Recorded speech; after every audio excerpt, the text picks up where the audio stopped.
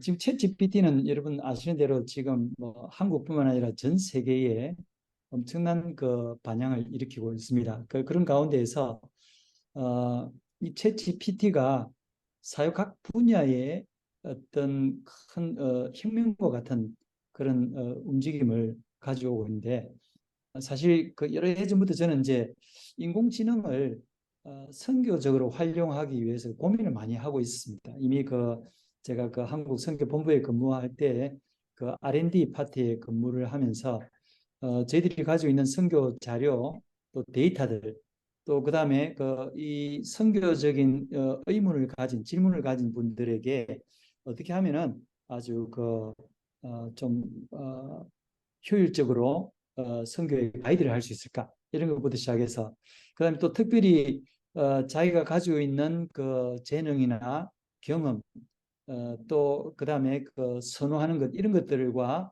선교지의 선교사님들의 그 니즈를 같이 매칭할 수 있는 이런 방법들에 대해서 고민을 많이 하고 있었는데, 이 챗 GPT가 등장을 하면서 좀 더 그 고민에서 좀 더 이제 선교적인 활용을 할 수 있는 그런 때가 되지 않았나 생각해서 저는 상당히 그 아주 그 가슴 뛰면서 지금 이렇게 저렇게 실험을 해보고 있는 중입니다. 여기 그림을 보시면은 밑에 있는 그림은 사실은 챗 GPT와 함께 이렇게 되어 있는 그 오픈 AI에서 만드는 그 달이라는 인공지능이 만드는 겁니다.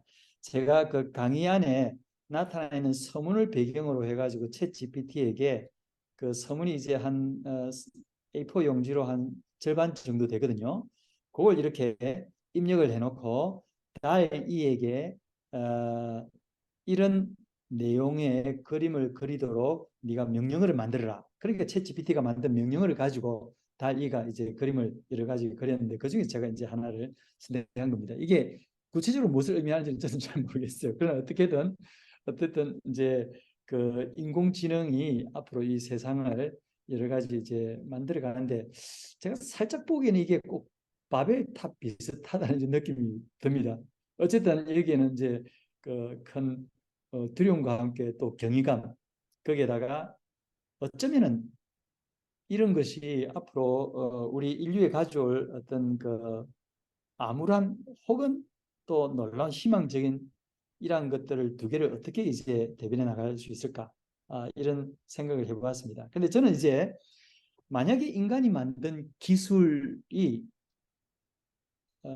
하나님 나라를 확장하는 데 위해서 또 선교를 위해서 쓸 수 있다면은, 어쩌면 이 시대에 이것을 허락하신 하나님의 의도가 있을 것이며, 만약에 그렇게 우리가 선용을 할 수 있다면 그것은 그 하나님 나라 확장을 위한 하나님의 선물이라는 생각이 듭니다. 그래서 우리가 지나치게 어떤 그 부정적인 관점에서 뒤에 이렇게 머물러 있다가 나중에 되어서 이제 세상이 다 변하고 그때 뒤에 따라가는 것보다는 도리어 이것을 선용할 수 있는 길들을 찾으면 어떨까, 그런 고민 가운데서 이 강의가 사실 준비가 되었습니다.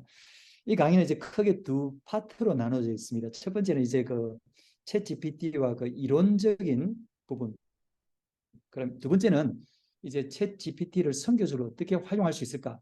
그래서 이 활용 부분에 있어서는 특별히 이제 실제로 시연을 해보이면서 그렇게 강의를 진행하도록 그렇게 하겠습니다.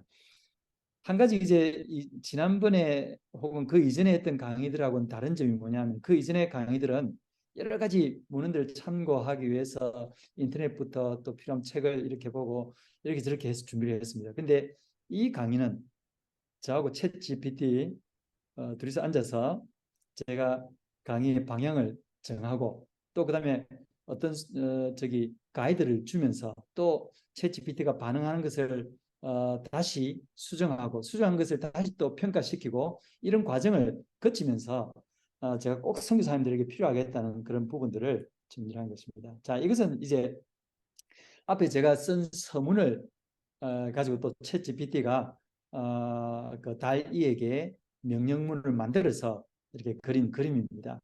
자, 여기 보면은 이제 아주 그 인상적인 또 인상 좋은 어떤 선교사적인 그런 모습을 가지고 있죠. 그래서 챗 GPT가 소위 그 어시스턴트 미셔널이라는 그런 차원으로 그림을 그리라 이렇게 명령을 내렸는데, 이런 모습이 나왔습니다.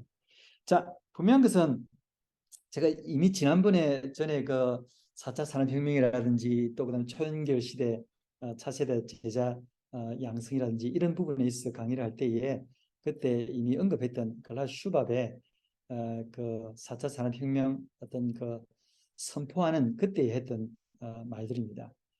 우리가 살아왔고 일하고 서로 관계하던 삶의 방식을 근본적으로 바꿀 기술혁명의 직전에 와 있다. 근데 이게 놀랍게도 변화의 어떤 스피드가 생각했던 것보다 훨씬 빨리 진행되고 있다는 것. 규모, 범위, 복잡성 이런 것들이 우리에게 엄청난 충격으로 다가온다는 것입니다. 분명히 중요하고 또 큰 가능성과 잠재적인 위험이 같이 공존되고 있다는 것, 그 차원입니다.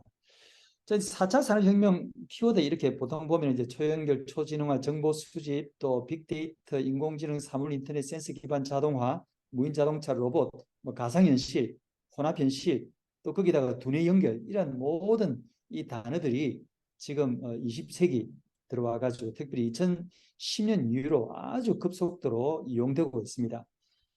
이 인공지능 기술의 기반은 20세기 기술과 21세기 기술이 같이 결합이 되어서 나중에는 이것이 특별히 그 사람들의 그 브레인, 뇌를 연구하는 그 신경과학과 또 그다음에 이미 우리도 모르는 사이에 거대하게 또 구석구석에 연결되어 있는 사물 인터넷 이 기반 위에서 만들어지게 되었습니다. 우리가 사용하는 스마트폰 또 컴퓨터 우리가 검색하는 거 우리가 보는 것 모든 것들을 사실은 이 인공지능들이 보고 또 이런 인공지능을 운영하는 그 빅 컴퍼니 그 공룡 그 컴퍼니들이 이것을 수집해 가지고 그 데이터를 중심으로 해서 이 인공지능을 만들어내고 있습니다.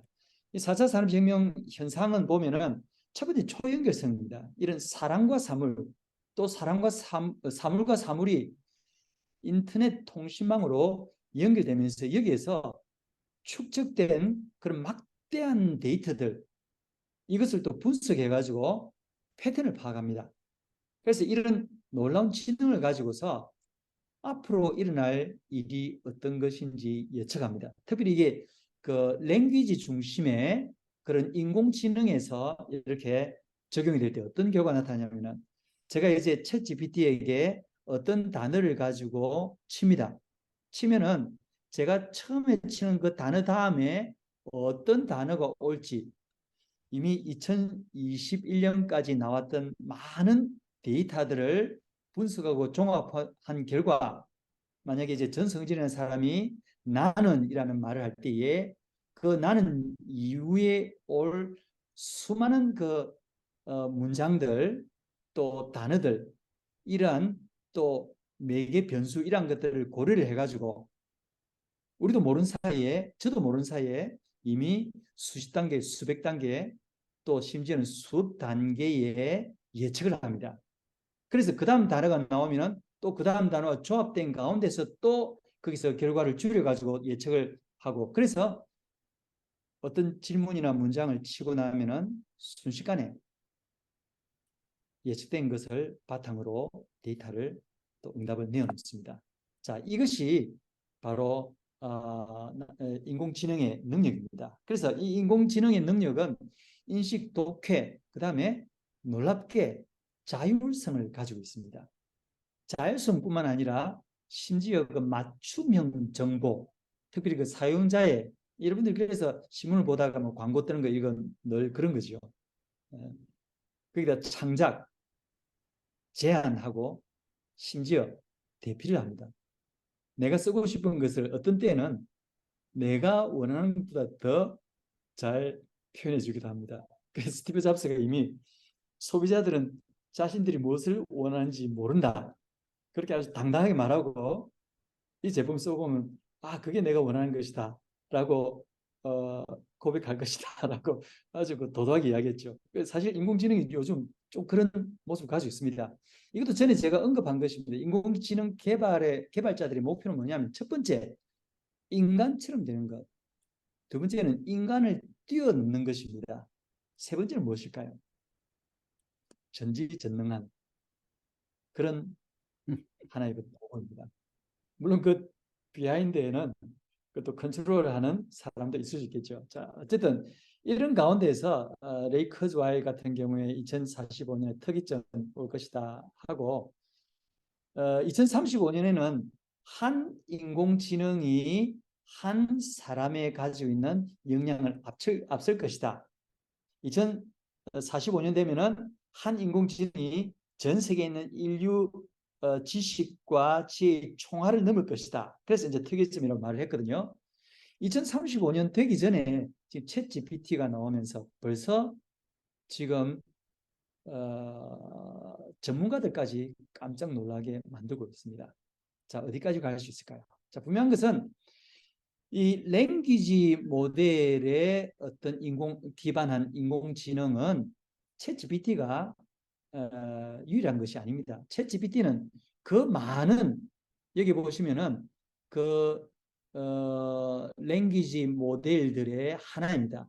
자, 요거는 이제 사이즈는 이 원의 사이즈는 뭐냐면은 바로 얼마나 많은 데이터들을 가지고서 또 매개 변수 이런 것들을 고려해서 만들었냐 하는 그런 것입니다.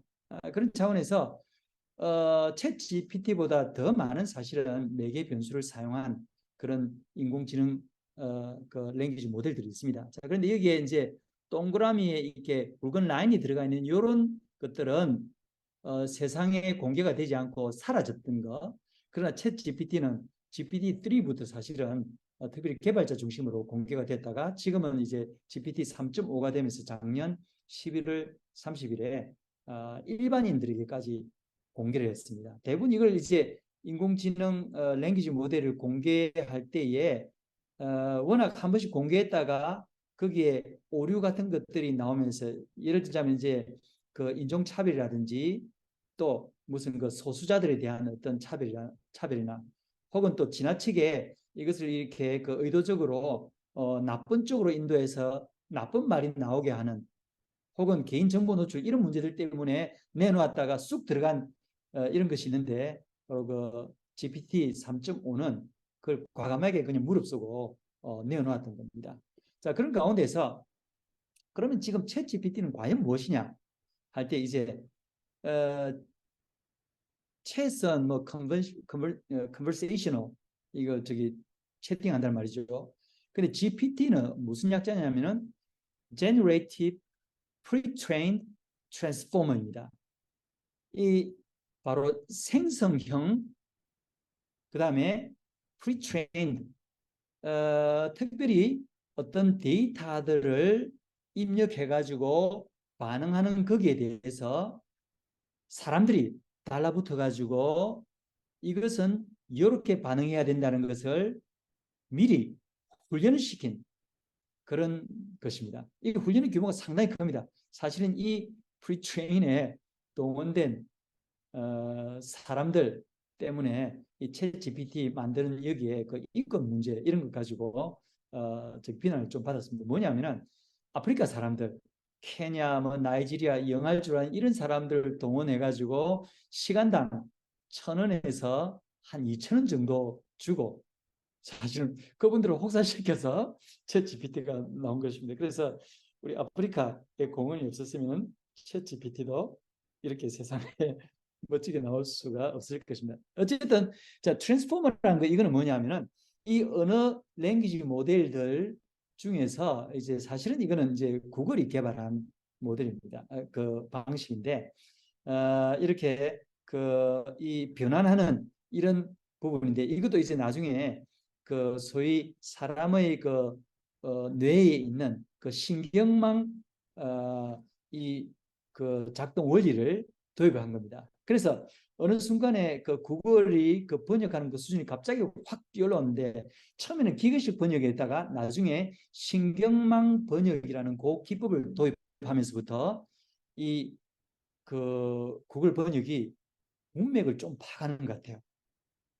그래서 이런 부분에 있어서 엄청난 변화를 보이는데 이것을 제대로 적용한 것이 바로 챗 GPT라는 것입니다. 자, 그래서 이제 챗 GPT가 등장을 했는데 자, 챗 GPT가 뭐냐? 수신한 입력을 기반으로 사람과 유사한 텍스트를 생성하도록 이 딥러닝 알고리즘을 사용해서 또 훈련을 받은 최첨단 AI 언어 모델이라는 것입니다. 엄청난 양의 텍스트 데이터를 통해서 교육을 받았기 때문에 질문에 잘 답할 뿐만 아니라 또 텍스트 요약하기 잘합니다.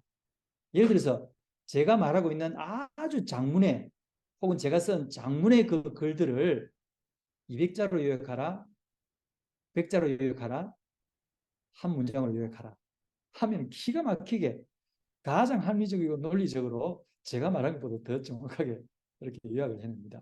또 설명 생성하기, 이런 광범위한 언어 작업을 수행할 수 있다는 거. 자, 그럼 어떻게 작동하는가? 제가 이미 조금 전에 말씀드렸지만 변환기 기반 신경망 아키텍처, 이 구조 방식을 이용해 가지고 입력된 텍스트에 반응하면서 이 텍스트를 사람들에게 전달할 때에 사람들에게 잘 이해하기 쉽도록 그렇게 출력을 합니다. 근데 이게 어떻게 가능하냐? 아까도 말씀드렸지만 이 챗 GPT가 방대한 데이터, 텍스트 데이터들. 그러니까 쉽게 말하자면은 2021년 6월까지 나온 전 세계의 거의 대부분의 그 인터넷 데이터들, 또 인터넷에서 나오지 않았지만 이미 책으로 된, 또 책들을 이렇게 스캔된 구글 스칼라 같은 것도 있지 않습니까? 그런데는 책들이 많이 이미 스캔돼 있거든요. 이런 것들을 코퍼스 완전히 집대성 해가지고 교육을 받았습니다. 그래서 단어와 단어 사이에 또 단어와 구 사이의 패턴과 관계를 학습하면서 거기에 프롬프트, 이 어떤 지시어가 주어지면은 이 모델은 일관되고 자연스럽게 응답을 생성합니다. 생성하면서도 자기가 앞에 하는 말, 뒤에 하는 말 이런 것들을 맞춰가면서 순식간에 연산을 해가지고 낸다는 것입니다. 자, 그럼 이걸 이제 그림으로 보면은 이거는 이제 그 이 안에 있는 우리 그 저기 그 인공지능의 어떤 브레인에 속한다고 할 수 있겠죠. 그 컴퓨터 혹은 또 어떤 저기 저 기계에 보면 트랜지스터에 해당한다고 볼 수 있는데, 자, 데이터들이 여러 가지 이제 랭귀지일 경우에는 랭귀지 모델일 경우는 텍스트입니다. 이미지 모델일 경우에는 요즘 이제 그 인공지능이 그림 그려주는 서비스가 많거든요. 이미지일 경우에 혹은 또 이게 말하는 것일 때에 뭐 여러 가지 그런 이런 데이터들을 가지고서 이 그 트랜스포메이션 하는 저기 그 파운데이션 이 모델에다가 인공지능 모델에다가 여기서 트레이닝을 시킵니다.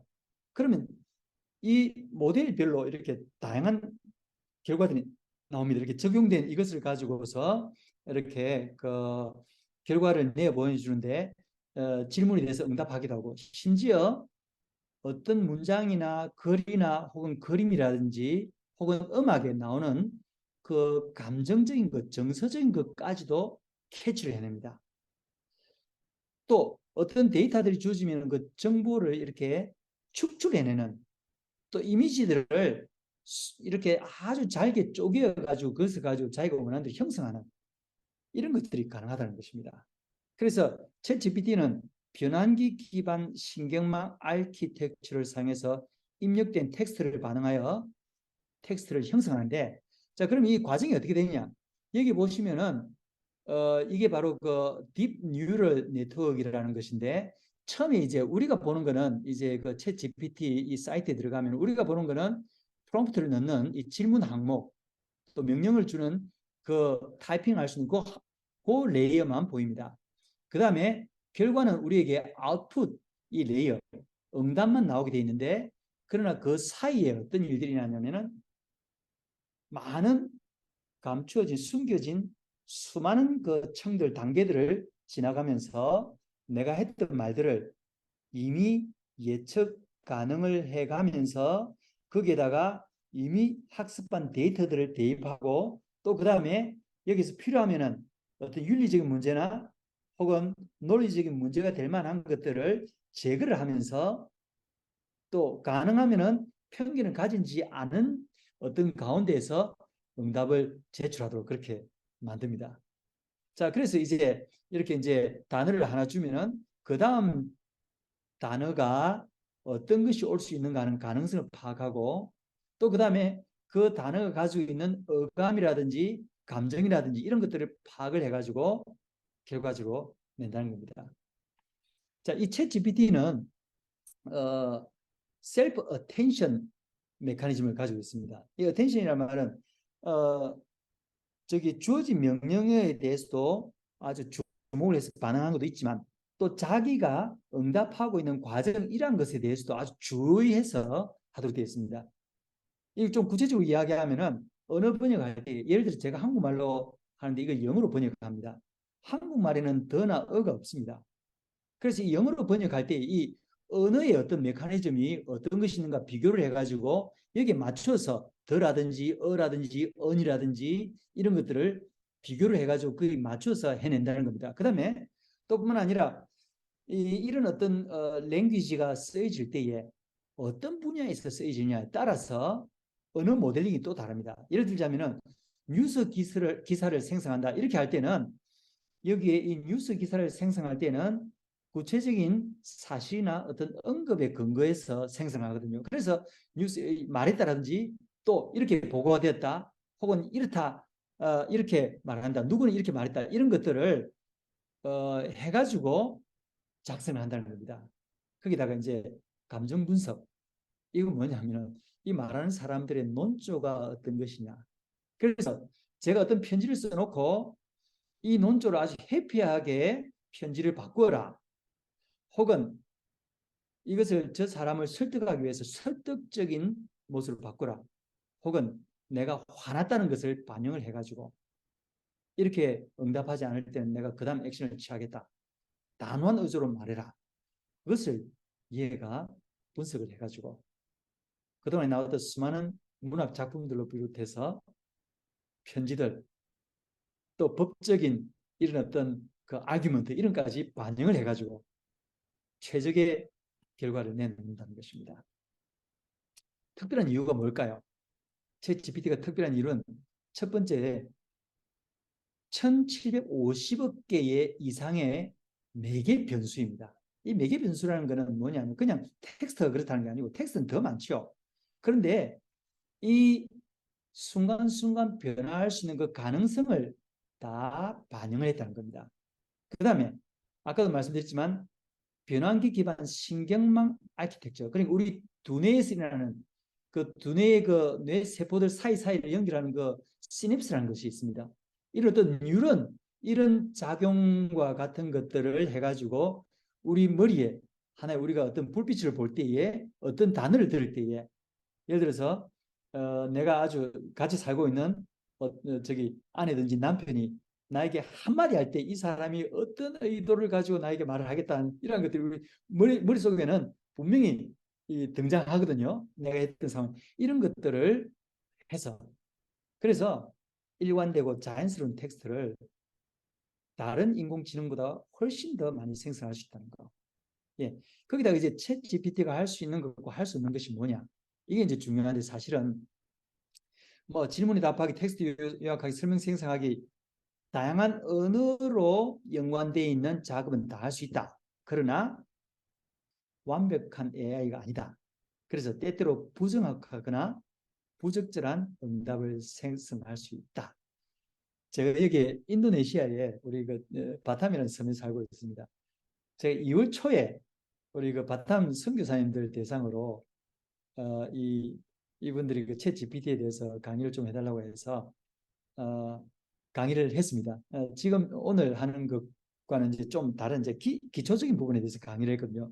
그래가지고 강의하기 한 3일 전에 제가 강의한 이 원고 하나를 딱 보냈습니다.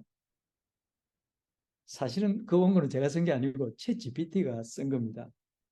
보내놓고 그날 이제 그 토요일 날 보내놓고 이제 월요일에 강의한 날 갔습니다. 이 선교사님들이 그걸 프린트해 놓고 전부 그걸 보고 준비해서 앉아 계신 겁니다. 그래서 제가 그 앞에서 이거 사실은 제가 쓴 게 아니고 챗 GPT가 쓴 겁니다. 사람이 깜짝 놀랐어요. 그래서 제가 쓴 걸 이렇게 그 다음에 바로 강의하면서 바로 이 네트워크에 올려가지고 보여드린 겁니다. 그래서 이 강의 안에 사실은 놀랍게 이게 너무 잘생긴 것 같은데 이게 거짓말이 있습니다. 놀라운 것이 챗 GPT가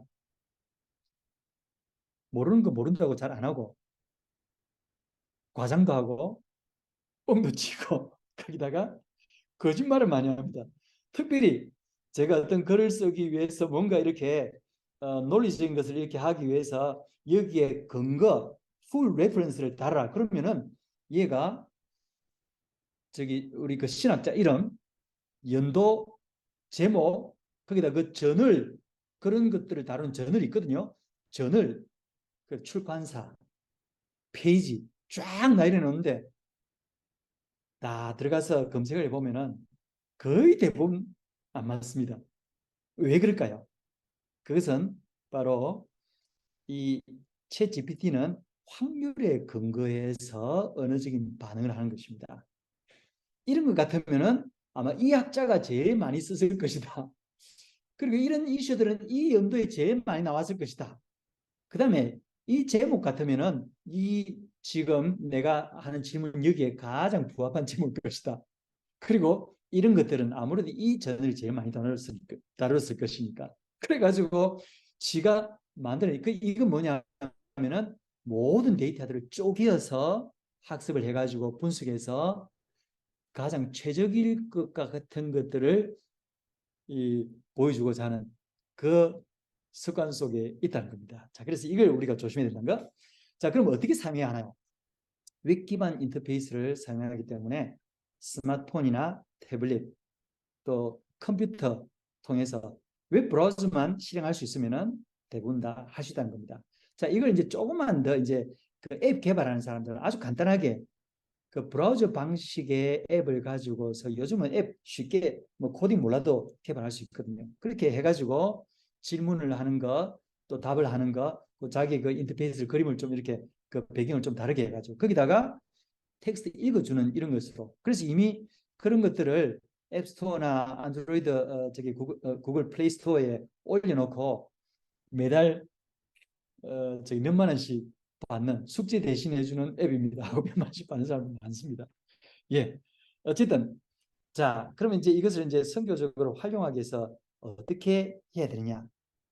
저는 이제 이 챗 GPT가 선교사의 사역을 도와줄 수 있는 대화형 인공지능 비슷하다 이렇게 이제 말합니다. 이제 구체적으로 챗 GPT가 들어있는 지금 오픈 AI 그 사이트에 들어가면 이제 보통 이렇게 앞에 뜨는데 여기 이제 예시 능력 한계 이런 것들은 거기 쓰는 걸 그냥 번역을 한 그대로 이렇게 보여준 겁니다.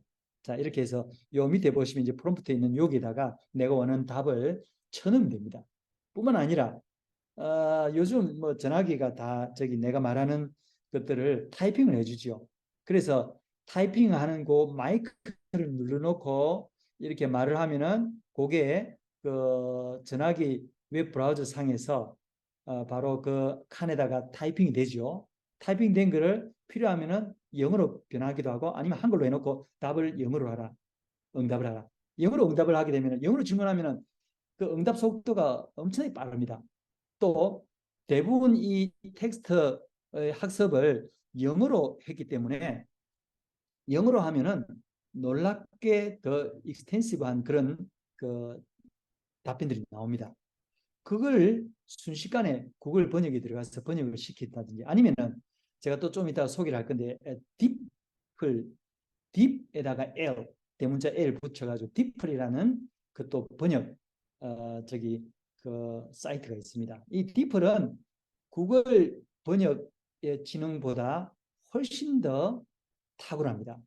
그 딥플 들어가가지고 번역하면은 이것은 뭐 놀라울 정도로 거기다가 번역하는 유교를 인공지능 랭귀지 기반의 인공지능이 이 단어 다음에 어떤 단어를 선택하는지 이것을 실제로 내가 마우스 클릭하면 그 쭉 리스트를 보여주는 그 중에서 내가 원하는 걸 선택할 수도 돼 있어요. 그래서 구글보다 더 나은데 어쨌든 놀랍게 이 챗 GPT가 인공지능이 영어로 쓴 거를 구글에게 번역을 시키면은 사람이 사실은 아주 우리 말이 아주 불합리하지 않습니까? 챗 GPT가 쓴 거를 구글에 번역시키면 거의 95%, 98% 정도 정확하게 번역합니다. 그래서 번역한 걸 손 별로 안 대고도 그대로 써볼 수 있을 정도로 그 인공지능끼리는 언어가 어떻게 나온다. 특별히 또 이제 아까 트랜스포머라는 그 랭귀지 트랜슬레이션 하는 그 모델을 구글이나 오픈 AI나 거의 비슷하게 공유를 하고 있거든요. 그런 차원에서 그렇게 할 수 있다는 거. 그래서 자, 이런 가운데서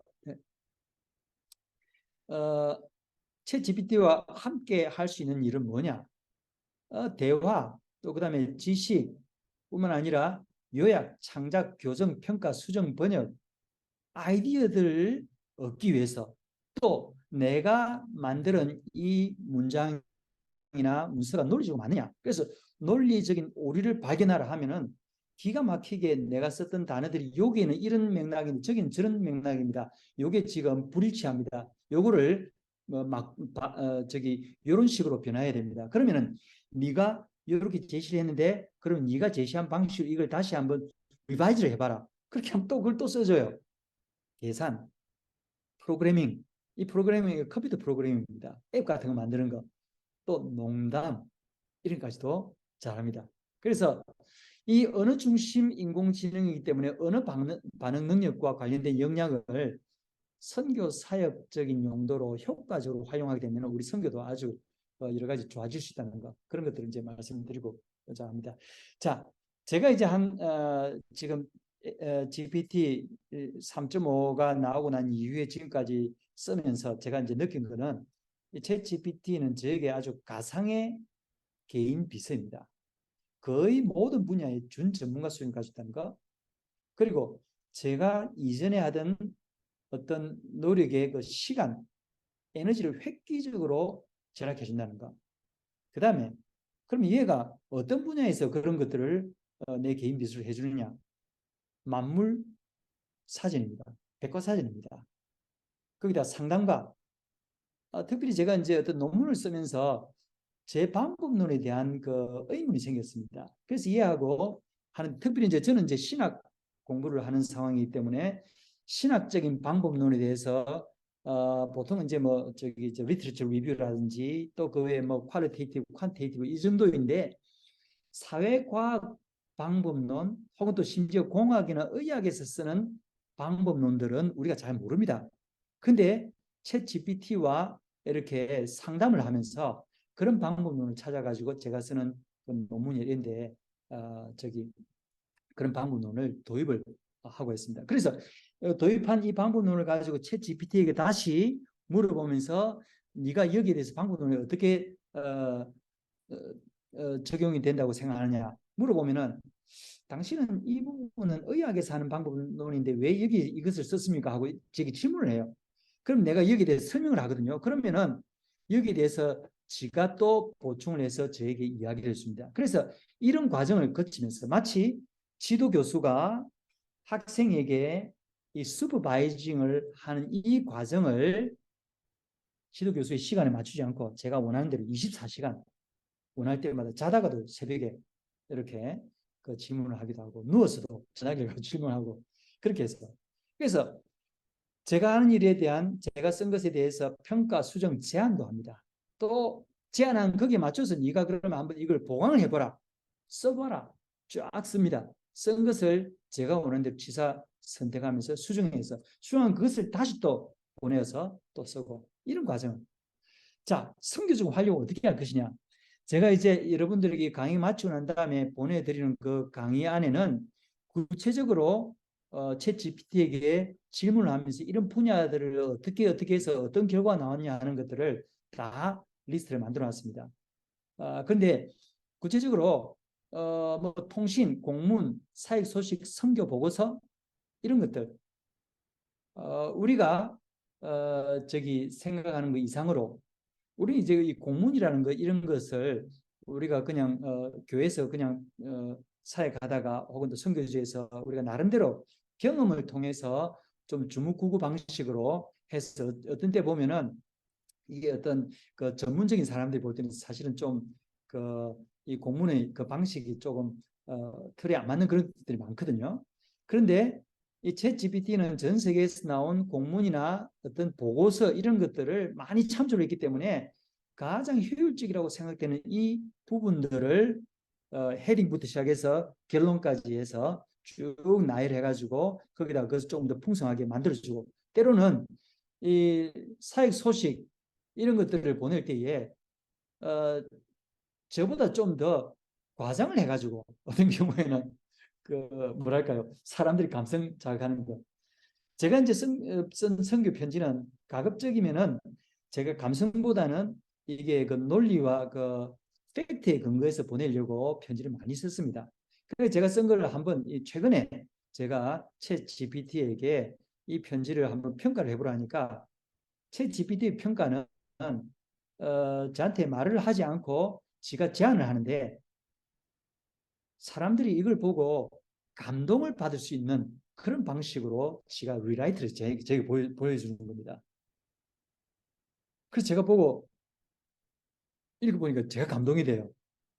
그래서 얘가 내가 늘 약하다고 생각했던 부분들을 이렇게 해주는 걸 보고, 그런데 제 스타일은 아니기 때문에 제가 또 그걸 다시 또 수정을 하기도 하고 뭐 그런 것도 있습니다. 어쨌든 리서치 연구하는 데 있어서 뭐 신학 연구나 전략 자료집, 또 포럼 세미나 이런 것도 쉽게 만들 수 있고, 또 컨텐츠 제작, 특별히 이제 복음과 관련돼서 성경 공부 교재 제작 훈련, 설교 강의, 또 그다음에 내가 쓴 것에 대한 평가, 특별히 이제 전달되도록 하기 위해서 나는 내가 속에 이런 것을 가지고 있지만 사람들에게 전달할 때에 내 스타일이 꼭 사람들에게 전달을 할 때에 잘 전달될 수 있다는 보장은 없습니다. 그런데 이것을 얘가 평가를 해줄 수 있다는 겁니다. 거기다 홍보.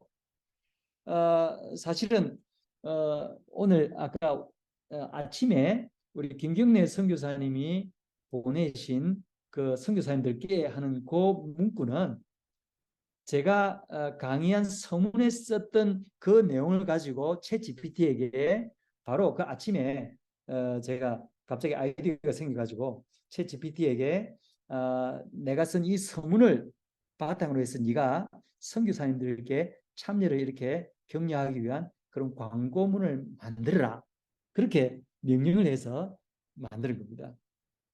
자, 그래서 그 인터넷 홈페이지 안에 들어가는 여러 가지 많은 내용들, 우리 선교사님들이 다 그 좀 이렇게 어떤 분들은 또 기구를 가지고 있는 분들은 여러 가지 다양한 방식으로 인터넷 홈페이지도 만들고 했는데, 대부분 이제 그걸 잘 이렇게 엄두를 내기 어려워서 잘 못했지 않습니까? 그런데 이런 내용들을 아주 그 합리적으로 만들 수 있다는 거.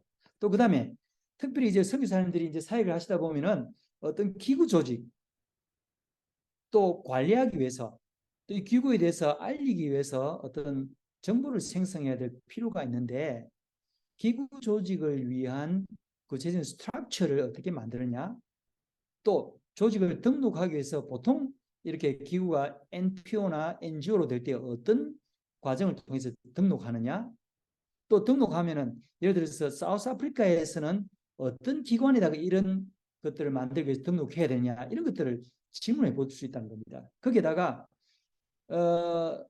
저기 동역자들, 특히 우리와 사역하는 현진 동역자들, 또 우리 기구가 되어서 선교사님들 여러분들이 같이 할 때에 서로 간의 분야를 나누어서 할 때에 잡 디스크립션에 대한 어떤 포맷들, 또 특별하게 이 선교사님은 혹은 이 동역자는 이런 일을 하실 분인데 여기에 구체적으로 우리 기구의 어떤 비전 또 미션, 여기에 맞춰서 이분이 잡 디스크립션을 생성해보라, 이렇게 명령을 하면은 그 우리 기구가 가지고 있는 특성에 맞춰서 잡 디스크립션, 또 이분이 해야 될 것 한 개, 이런 것도 쭉 만들어내는 겁니다.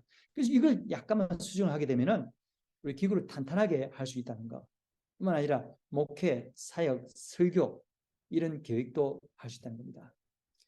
자, 이제 여러분들이 만약에 그 어떤 작품을 만든다, 제작을 만든다, 혹은 또 뭐 강의안을 만들다 할 때에 단계별 진행 예를 이제 제가 이제 보통 이제 이렇게 한번 정리를 해봤습니다.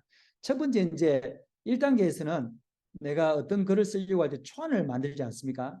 초안을 만들어 가지고 이 초안을 GPT에게 수정하라고, 네가 이것을 읽어보고 다음 저기 이 내용들 이렇게 초안을 만드는 것을 이렇게 붙여 쓰기를 해가지고 여기다 다음 이 내가 쓴 이 글을 네가 그 사용자들, 그 특별히 이제 대상을 지정할 수 있겠죠.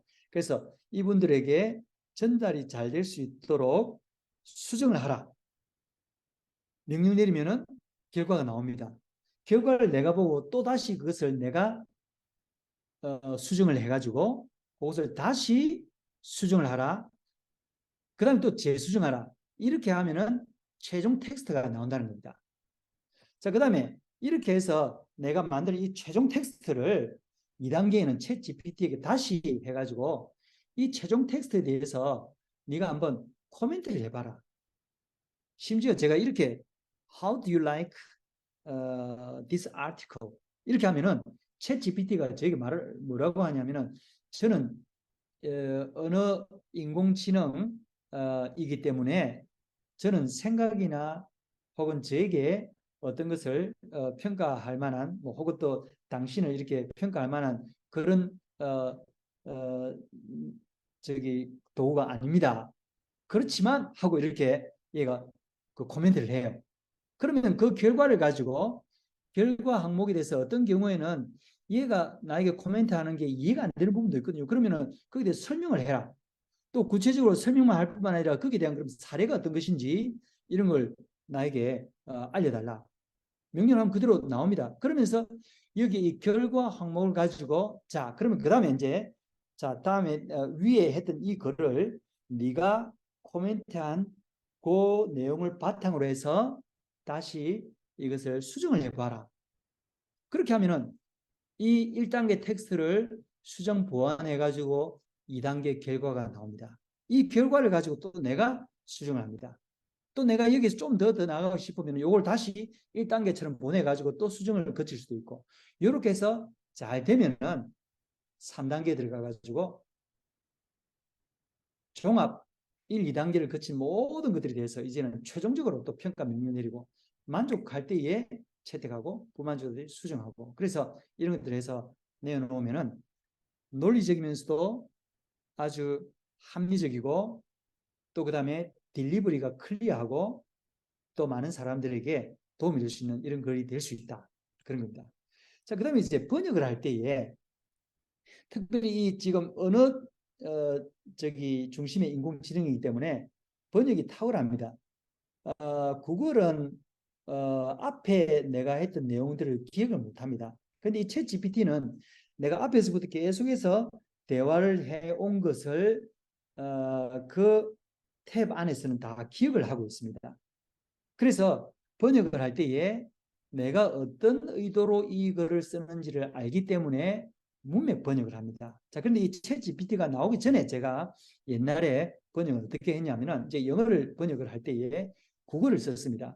국어를 쓰는데 이 국어를 써가지고 예를 들어서 한글로 쓴 것을 영어로 번역을 시켰는데 이 번역시킨 것을 다시 재번역을 시켰습니다. 교차 번역을 시킵니다. 예를 들어서 지금 제가 여기에서 지금 이제 그 사우스아프리카에서 이제 제가 이제 우리 이정우 선교사가 하고 있는 부크 패밀리 워크샵 이런 그 교재가 있거든요. 이걸 지금 인도네시아로 번역을 하고 있습니다. 자, 그런데 예전 같으면은 이것을 영어로 쓴 거를 인도네시아로 하고 또 인도네시아로 번역한 요것을 구글에 다 재번역을 시켜가지고 영어 번역과 또 비교를 내가 그걸 읽으면서 또 비교를 합니다. 그래서 이런 것들을 여러 번 반복하면서 이 인공지능이 이해하는 언어 패턴은 이런 것이구나. 또 문법적인 특성이 이것이구나. 이걸 내가 이렇게 수정해 가면서 넣으면은 나중에 제법 잘 된 게 나옵니다. 그걸 가지고 이제 그래머리라는 앱 혹은 또 그 사이트를 통해 가지고 문법적인 거나 관사 뭐 이렇게 어법적인 이런 것들을 이 수정을 합니다. 그렇게 해서 필요하면은 사람들에게 보내드리기도 하고 또 제출도 하기도 하고 그렇게 하거든요. 자, 그런데 지금 같은 경우에는 챗 GPT로 바로 교정을 시킵니다. 이 교정을 시킨 것을 또 그래머리를 가지고 또 한 번 더 교정을 시키고 또 교정된 것을 필요하면 또 제가 다시 이제 다른 인공지능들에 대해서 어떻게 번역했는지 이렇게 참고하기도 하고. 근데 챗 GPT보다도 아까 제가 말씀드렸지만 그 딥플 DEEP에다가 대문자 L, 이 랭귀지라는 거겠죠. 디플이라는 데 집어넣으면은 챗 GPT보다도 좀 더 이 번역에 여기는 특화된 인공지능이기 때문에 또 잘 해줍니다. 그래서 이런 방식으로 자, 컨텐츠의 질적인 향상을 위해서 명령어를 영어로 번역해서 영어로 된 결과물을 얻는 것이 좀 더 클리어하게 나올 수 있습니다. 아니면은 한글로 이렇게 질문을 해놓고 응답을 영어로 하라. 이렇게 저기 명령 내리면 좀 더 좋은 결과가 나옵니다. 자, 여기까지 하고 제가 이제 실제로 사용한 이 것들을 하기 위해서 제가 또 재밌는 실험을 했습니다. 지금 현재 여기에 보이는 거 이건 뭐냐면은 챗 GPT가 어떤 것을 할 수 있는가 그걸 제가 이제 여러 실험을 통해서 이제 해보았는데 이 챗 GPT는 설명을 잘합니다. 또 어떤 개념이나 아이디어나 어떤 용어에 대해서 정의를 잘합니다. 또 챗 GPT는 작성도 잘하고 보안도 잘하고 그래서 이 명령을 여러분들이 어떤 것을 앞에 서술을 해놓고 이것을 설명하라 혹은 무엇을 정의하라 또 이런 것을 작성하라 보완하라 개정하라 수정하라 검토하라 요약하라 비교하라 질문하라 번역하라 수행하라 확장하라 제한하라 분석하라 이렇게 명령을 내릴 수 있다는 거. 그래서 제가 이제 요 단어들을 쭉 이제 제가 이 챗 GPT가 이런 걸 할 수 있다. 그래서 쭉 했습니다. 그런데 이게 어떤 것들은 필요에 따라서 카테고라이즈가 될 수 있는 어떤 범주로 이렇게 묶을 수 있다는 걸 생각했습니다. 그래서 이제 여기까지는 제가 했는데 이걸 이제 챗 GPT에게 어떤 명령을 내렸냐면은 요것을 가지고 위의 명령어들을 카테고리별로 재정렬하고 실제로 이 명령어의 예를 들어보라 이렇게 명령을 시켰습니다.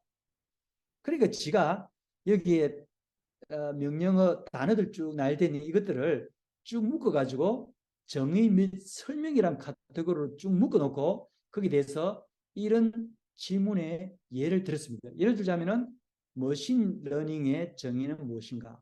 또 열대 우림의 특징을 설명하라. 민주주의라는 용어는 무엇인가? 의미는 무엇인가?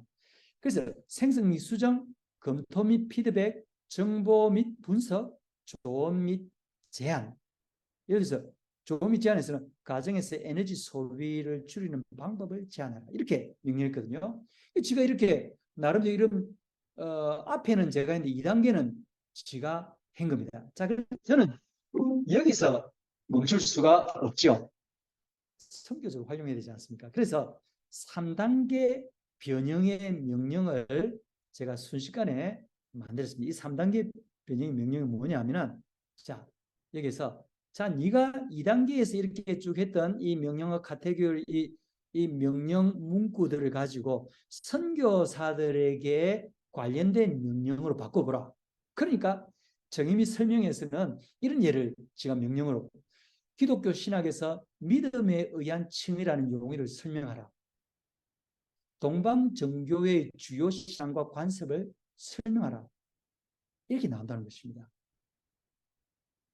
검토 및 피드백. 자, 제가 만든 이 제자 훈련 프로그램을 검토하고 새 신자를 양육하는 효과에 대한 피드백을 제공하라. 또 정보 및 분석, 요한복음의 주요 가르침을 요약하라. 제안 및 제안 이거 이제 이게 suggestion하고 proposal인데 지역 문화에 대한 복음 메시지를 상황화하는 방법을 제안하라. 이런 식으로 지가 선교사에게 적절한 문장으로 바꿨다는 겁니다. 이게 3단계까지 변형이라는 겁니다. 그래서 여러분들이 요거를 활용을 해가지고 여러분들이 할 수 있는 것들을 마음껏 만들어낼 수 있다는 겁니다. 근데 저는 또 여기에서 still I'm hungry 그래가지고 여기에 있는 어떤 문구 중에 하나를 예를 들어 생성 및 수정에 있어서 그리스도인의 삶의 용서의 중요성에 대한 설교를 써라. 그러면 이제 얘가 이제 설교를 쓰는데 그리스도인 삶에서 용서는 매우 중요한 가치입니다. 그리스도는 예수 그리스도의 가르침을 따라 용서하는 것이 삶의 일부가 되어야 합니다 하고 쭉 이렇게 첫째, 둘째, 셋째 이렇게 써낸다는 겁니다. 자, 이제 챗 GPT 활용 팁에 대해서 이제 좀 정리를 하려고 합니다. 첫째, 챗 GPT는 저와 인터랙션을 잘 할 수 있습니다. 그리고 제가 모르는 그런 정보들을 많이 알고 있습니다. 또 제가 어떻게 방향을 설정하고 나가려고 하면서 얘에게 자꾸 이렇게 입력을 넣어주면은 뭔가 계속해서 제가 원하는 결과 쪽으로 나갈 수 있다는 겁니다. 그래서 협업을 하라. 두 번째, 챗 GPT는 그래도 얘도 영어가 가장 익숙하기 때문에 일단 영어로 답하게 해라. 답한 그거는 순식간에 네가 그럼 이걸 한글로 번역하라 하면은 번역을 하는데 시간 좀 걸립니다. 그냥 그 카피해가지고 디플 같은 데 붙여 쓰게 하면 순식간에 번역이 돼 나옵니다. 그 다음에 대화로 해결하라. 이게 무슨 말이냐면은 챗 GPT가 나의 명령어에 반응을 합니다. 지시어에 반응을 합니다. 반응을 합니다. 그래서 때로는 얘가 반응을 하는데 이게 마음에 안 들면은 혹은 또 얘가 약간 뜬구름을 잡는다든지 약간 핀트가 어긋나게 대답을 한다면은 내가 그것을 추가로 설명을 하면은 또 얘가 수긍합니다. 그 다음에 어떤 경우에는 설득을 하라. 이것도 가능합니다.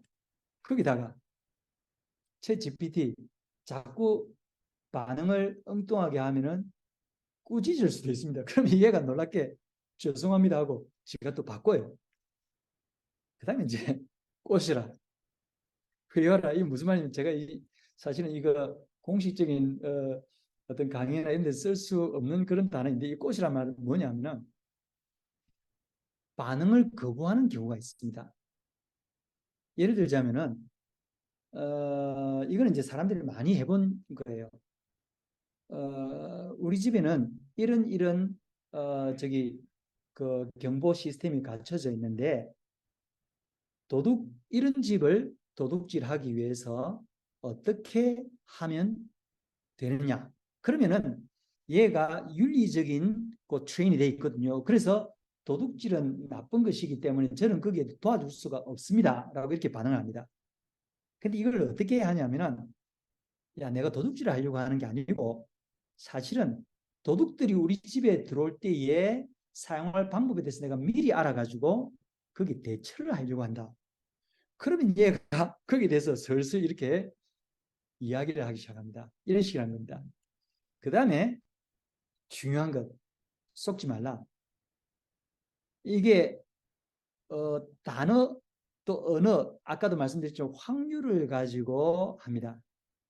그래서 예, 이 언어 기반의 인공지능은 사람들의 질문을 어떻게든 답변을 하는 거기에 일단 기본 초점이 맞춰져 있기 때문에 없는 것들을 여기저기서 있는 조각에서 가져온 것들을 조합을 해서 확률적으로 제시하다 보니까 정확하지 않는 것이 있다는 거. 그래서 확인을 해야 됩니다. 심지어는 단어 하나도 확인을 해야 될 필요가 있습니다. 또 그 다음에 네가 모르면 모른다고 답을 하라. 이렇게 명령을 내릴 수 있다는 겁니다.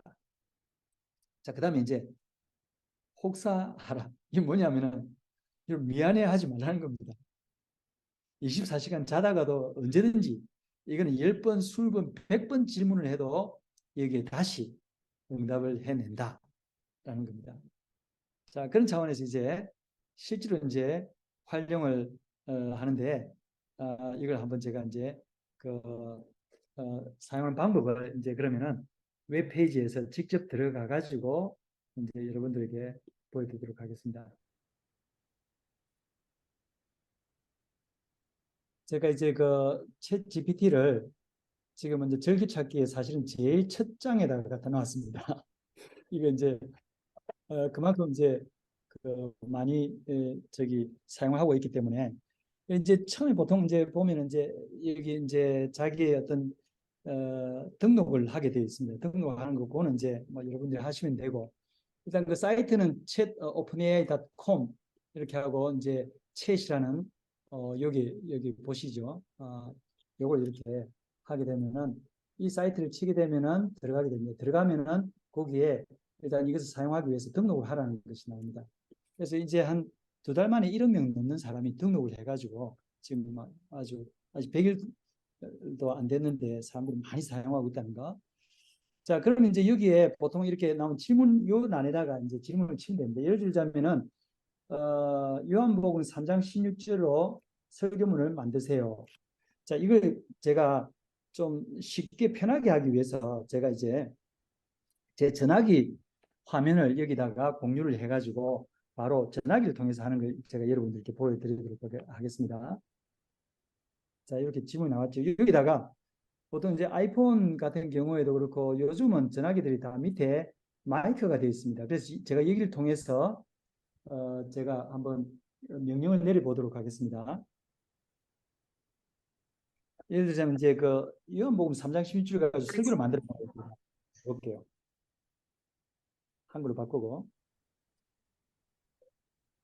요한복음 3장 16절로 설교를 만들 때 하나님의 사랑이라는 주제로 적용을 곁들여서 설교문을 작성하세요. 자, 그렇게 해놓고 이것을 아이폰에는 번역하는 기능이 있습니다. 이렇게 translate 하면은 영어로 이렇게 떴죠. 여러분 화면 보이십니까? 예. 예. 요거를 copy translation 해서 여기다가 바로 그냥 붙여쓰기 페이스트 해가지고 질문을 하게 되면은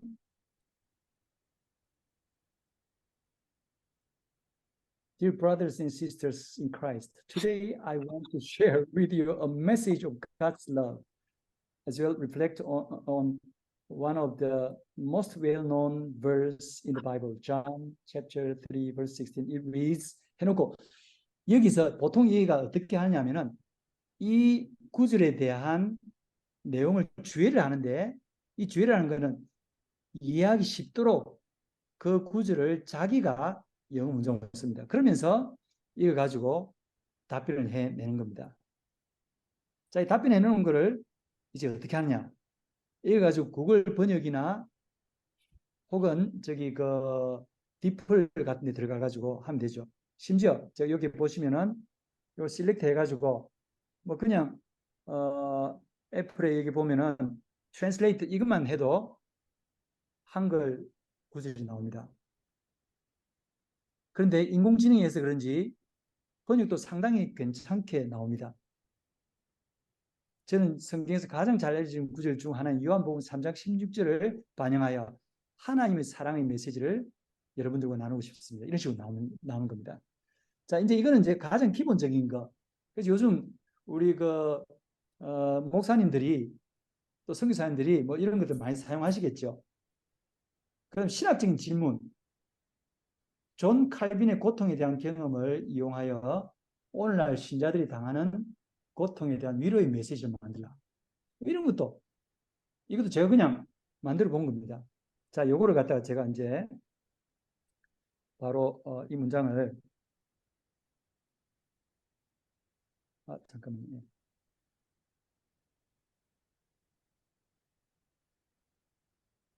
예. 존 칼빈의 고통에 대한 경험을 이용하여 오늘날 신자들이 당하는 고통에 대한 위로의 메시지를 만들라. 트랜슬레이트를 해서 replace with translation 딱 하면 바로 나오죠. 여전히 Dear brothers and sisters in Christ 해놓고 우리가 이 인생의 삶 동안에 인생의 그 전이 동안에 이렇게 하면서 쭉 이렇게 또 내용이 나옵니다. 그러면 또 이걸 가지고서 저는 또 이렇게 한글이 더 쉽다. 그러면 이렇게 쭉 이렇게 드래그 해가지고 바로 번역을 시키면 되는 겁니다. 그래서 존 칼빈은 고통과 박해의 경험, 이런 도저히 직면한 것이 확고한 헌신, 오늘날 이런 그 고통에 직면한 신자들에게도 많은 도움이 된다 하는 이런 것으로 답변을 해주죠. 뭐 교회사가 유세비우스 예루살렘 멸망의 이유를 뭐라고 생각하는가 이런 거지. 그래서 이런 것들을 가지고서 이런 기능을 가지고서 할 수 있는 것이 이제 논문, 강의, 신학적인 묵상 이런 데도 쓸 수 있다는 거. 이건 제가 여기에 있으면서 그 여기에 우리 선교사님이 저기 아이들을 데리고 이 아파트에 수영장을 쓰고 싶어요. 제가 있는 이 아파트에 공용으로 만드는 수영장이 있는데, 그래서 여기에 대한 문의 편지를 제가 이제 좀 이렇게 기본적으로 이렇게 내가 말하고자 하는 것들을 나열을 해놓고 그것을 가지고 이 인도네시아어로 아주 폴라이트하면서 설득적으로 편지를 써라. 그랬더니 편지를 쓰는 겁니다. 이런 식으로 하면 이제 앞으로 이런 방식도 이제 관공서나 기관들이 보내는 공식 편지라든지 호소문, 탄원서, 뭐 감사 표하는 그런 개인적인 편지를 쓸 수 있겠죠. 자, 그다음에 제가 소설을 썼습니다. 참 소설 이건 놀라운 것인데, 제가 이제 바탐이라는 이 섬에 와 있으면서 한국계 인도네시아 선교사, 그러니까 이제 아버지가 한국 사람이고 인도네시아 어머니 사이에서 태어난 마타하리라는 여성이 이제 선교에 헌신하면서 이 바탐이라는 섬에 와가지고 하게 된 여러 가지 선교 사역에 대한 저기 소설을 쓰도록 그렇게 만들었습니다. 이 소설을 쓰게 만들었는데 놀라운 거는 이제 소설을 처음에 이제 쓰라고 하면서 제목 정해주고 이름 정해주고 그 다음에 이제 좀 배경, 예를 들어서 한국계 인도네시아 선교사 마타리라는 제목의 자서전 종교 소설 쓰라. 그래서 처음에는 1인칭으로 하겠습니다. 그러니까 저는 인도네시아 자카르타에서 한국인 어머니와 인도네시아 어머니 사이 아버지와 어머니 사이에 태어났습니다. 그러면서 이제 하나님에 대한 깊은 사랑과 아직 복음을 듣지 못한 사람들이 복음을 전파하는 열정을 부모님께서 심어주셨습니다. 이런 식으로 쭉 나가는 거예요. 그러면서 나중에 마타리가 바탐섬에 어떻게 왔는지 자세히 설명하라. 그래서 마타리는 하나님이 강한 소명감에 이끌려 해서 왔다 이런 식으로 하면서 그러면서 이제 추가 명령의 예를 이제 제가 이제 계속 만들어줍니다. 마타리가 바탐에서 직면한 첫 번째 도전에 대한 구체적인 설명을 하라. 그 다음에 이제 여기 있는 선교사님들이 학교를 세워서 사역을 많이 합니다. 그래서 사실 여기 있는 선교사님들의 어떤 실질적인 그런 내용들을 많이 참고를 해가지고 제가 명령을 내리는 겁니다. 그래서 고등학교 건물 정축을 어떻게 했느냐, 또 이 기금을 기부한 순자라는 기부자에 대한 이야기를 자세히 설명하라. 또 이 순자가 개인적인 그런 삶은 고아원에서 대기업을 소유하기까지 순자의 자전적 이야기를 들려주세요. 또 그 다음에 이 학교 안에서 누르 아인이라는 아이와 안디크라는 이 둘 남자 여자 아이가 학교와 부모에게서 도망치고 난 이후에 학교에서 일어나는 그런 일. 또 그것을 발견한 날에 마타리의 일기를 쓰라. 하나님께 어떤 절규하는 그런 탄원 같은 그런 일기. 또 부모가 마타리의 실패한 교육을 비난했을 때 뭐 이런 상황들을 자꾸 설명하면서 또 무슬림 우스타즈 로만 이 교회에 불을 지른지 도망쳤는데 그의 인생 이야기를 써라. 이런 식으로 해서 소설을 썼는데 이 소설이 얼마나 정말 잠시만요. 예, 흥미진진한지요. 그래서 이걸 가지고 제가 아내에게도 이야기하고 그렇게 했습니다. 자, 이런 것들을 하면서 제가 이제 느낀 것은 뭐냐면은 이런 앞으로 우리 선교사님들이 원하시는 창작 활동, 그다음 심지어 성시 같은 것도 제가 이제 어제까지 이정우 선교사 부부가 싱가포르 또 말레이시아 여기에 같이 저희들하고 여행을 하면서 여기 이제 선교사님들 만나고 선교 단체들 또 심지어 제가 이제 그 SBC라고 싱가포르 바이블 칼리지 거기 가서 이제 강의를 한 것도 있거든요. 그래서 거기 가서 같이 참여도 하고 그러면서 이렇게 했는데 이런 과정들 가운데에서 그 뭐 여행에 대한 보고서 같은 이런 것들도 만들 수 있다는 거. 그러니까 이런 다양한 이야기들 이제 할 수 있다는 겁니다. 자, 그다음에 이제 심지어 어떤 것까지 제가 이제 명령을 해보았냐면은 예를 들자면 이제 챗 GPT에게 제가 이제 너에 대한 설명문을 써라. A에서 Z까지를 사용해서 그렇게 쭉 써요. A는 architecture, 그다음에 B는 베르트라는 이런 저기 그 어떤 그 모델 기반, D 데이터, E는 저 평가라는 그런 부분, 또 F는 fine tuning이라든지 미세 조정, 뭐 G는 또 generative라는 생성 모델, 이런 식으로 해서 자기들이 설명하는 겁니다. 거기다 제가 이제 예를 들면 이런 명령을 해볼 수 있습니다. 어, 아주 이제 재밌는 것들을 하려고 하는데 수련의 기획을 한번 쉽게 보았습니다. 자, 이제 어, 하나님과 아프리카 알기라는 주제로 청소년 그룹을 위한 3일간의 수련의 시간표를 디자인하세요.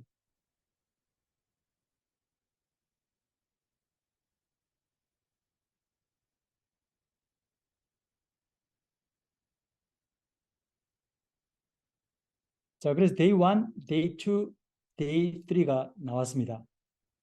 자, 그런데 이제 챗 GPT는 이게 특성이 어떠냐면 이제 3천자까지 대답을 할 수 있습니다. 그럼 이제 아주 긴 내용을 하기 어렵지 않습니까? 그래서 이제 아까 제가 쪼개라는 말을 했죠. 쪼개라는 말을 했는데, 그래서 이제 그러면은 요걸 가지고 day one morning session에 대해서 작성을 하라. 그래서 어,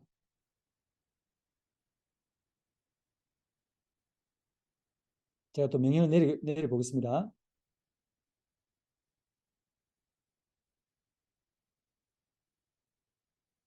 Write the contents of day one morning session. 이렇게 하고 앞에서 요 day one morning 예, 죄송합니다. 예.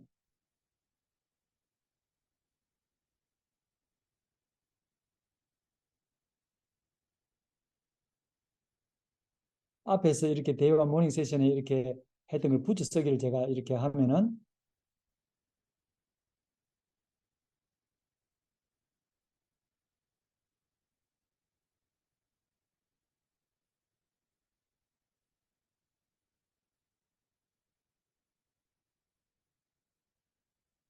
또 이런 내용도 쭉 나옵니다.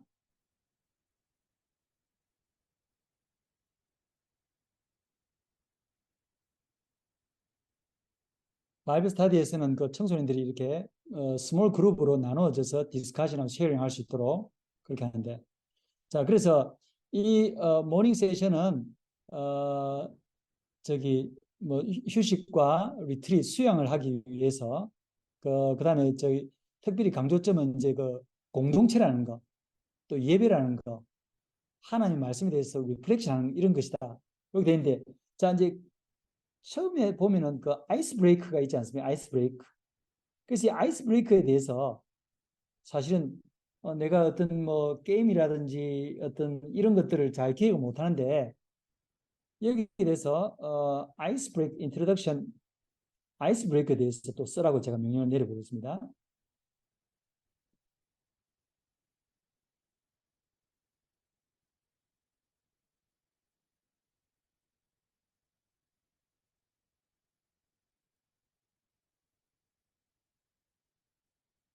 자, 처음 이렇게 것은 바로 인트로덕션하고 아이스 브레이크를 하게 되는데, 그래가지고 파티스펀트들이 같이 알 수 있도록, 그래서 이 목적에 대해서도 명확하게 얘가 이야기를 하고,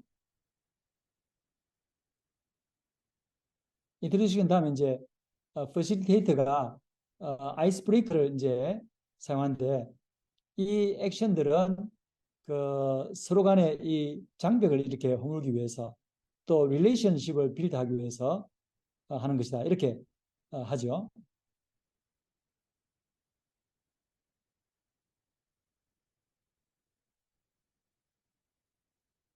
자, 이렇게 해놓고 아이스 브레이크에 대해서 이제 구체적으로 그 내용을 또 쓰라고 하면은 얘가 재밌는 게임들에 대해서 제시를 합니다. 그래서 이제 함께 웃고 같이 놀고 그래가지고 서로에게 더 이렇게 오픈할 수 있도록.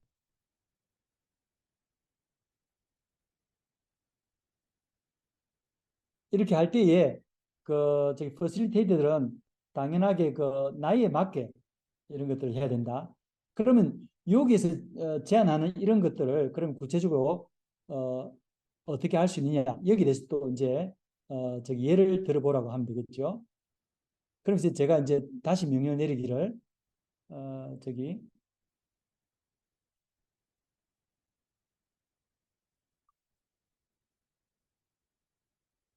make some examples of ice breaking activities.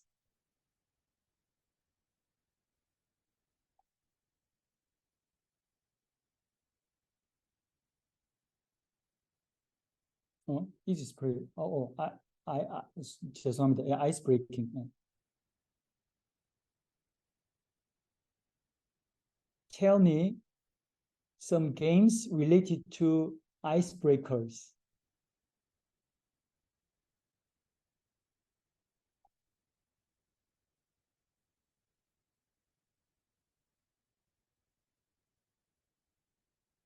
자, 여기서 이제 그 진실과 거짓의 게임, 그다음에 휴먼 빙고,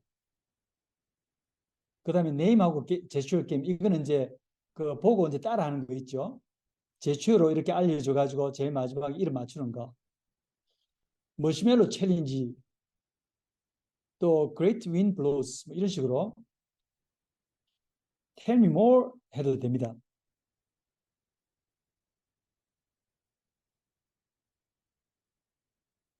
그러면 또 얘가 지치지 않고 저에게 또 이렇게 additional icebreaker games that you can try. 이런 식으로 해가지고 하면은 여러분 저기 대회 진행자 가이드북 같은 것도 쉽게 만들 수 있겠죠. 물론 이제 이거 하면서 여기서 우리 주제에 맞춰서 또 바꿀 거는 바꾸고 그렇게 해야 되겠죠. 어쨌든 이런 식으로 하면은 그 수련회 기획 같은 것들도 쉽게 할 수 있다는 겁니다.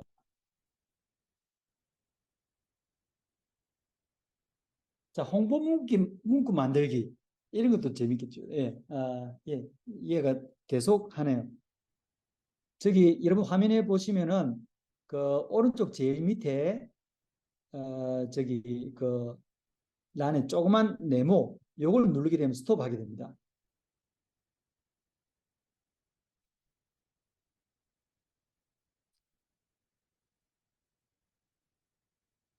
예, 여기까지 하는 걸로 홍보 문구 만들기 이런 까지 할 수 있다는 거. 자, 이 정도까지 하고 이제 여러분들 그 질문을 받도록 하겠습니다. 예, 여러분 수고 많이 하셨습니다.